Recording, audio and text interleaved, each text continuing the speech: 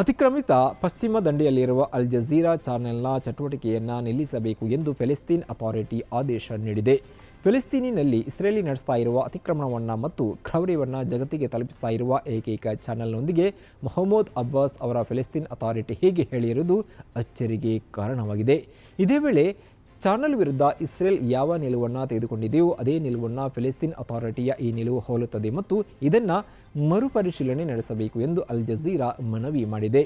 ಇದಕ್ಕಿಂತ ಮೊದಲು ಅಲ್ ಜಜೀರಾ ಚಾನೆಲ್ಗೆ ಇಸ್ರೇಲ್ ನಿಷೇಧವನ್ನು ಹೇರಿತ್ತು ಮತ್ತು ರಮಲ್ಲದಲ್ಲಿರುವಂತಹ ಅದರ ಕಚೇರಿಗೆ ಬೀಗವನ್ನು ಜಡಿಯಲಾಗಿತ್ತು.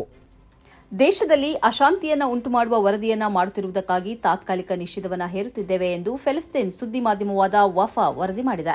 ಇದಕ್ಕಿಂತ ಮೊದಲು ಡಿಸೆಂಬರ್ 24ರಂದು ಫೆಲಿಸ್ತೀನಿ ಅಥಾರಿಟಿಯಲ್ಲಿ ಬಹುಸಂಖ್ಯೆಯಲ್ಲಿರುವ ಫತಹ್ ಪಾರ್ಟಿಯು ಅತಿಕ್ರಮಿತ ಪಶ್ಚಿಮ ದಂಡೆಯ ಜನಿನ್ ನಗರದಲ್ಲಿ ನಿಷೇಧವನ್ನು ಹೇರಿತ್ತು.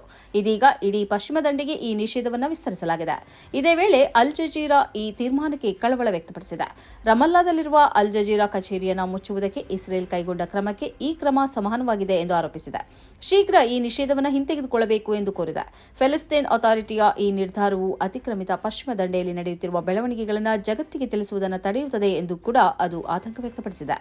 ಅಲ್ ಜಜೀರಾದ ಚಟುವಟಿಕೆಯನ್ನು ತಾತ್ಕಾಲಿಕವಾಗಿ ತಡೆಯುವ ಫೆಲಿಸ್ತೀನಿ ಅಥಾರಿಟಿಯ ನಿರ್ಧಾರವು ಆಘಾತಕಾರಿ ಎಂದು ಫೆಲಿಸ್ತೀನಿ national initiative secretary general Mustafa Barghouti ಹೇಳಿದ್ದಾರೆ. ಇದು ತಪ್ಪಾದ ನಿರ್ಧಾರವಾಗಿದೆ. ಈ ನಿರ್ಧಾರವನ್ನು ತಕ್ಷಣವೇ ಹಿಂತೆಗೆದುಕೊಳ್ಳಬೇಕು.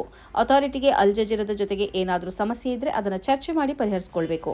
ಫೆಲಿಸ್ತೀನಿಯರ ಮೇಲೆ ನಡೆಯುತ್ತಿರುವ ದೌರ್ಜನ್ಯವನ್ನು ಜಗತ್ತಿಗೆ ತಿಳಿಸುವುದು ಮತ್ತು ಫೆಲಿಸ್ತೀನಿಗಳ ಪರ ನಿಲ್ಲುವುದು ಅಲ್ ಜಜೀರಾದ ನಿಲುವಾಗಿದೆ ಎಂದು ಅವರು ಹೇಳಿದ್ದಾರೆ.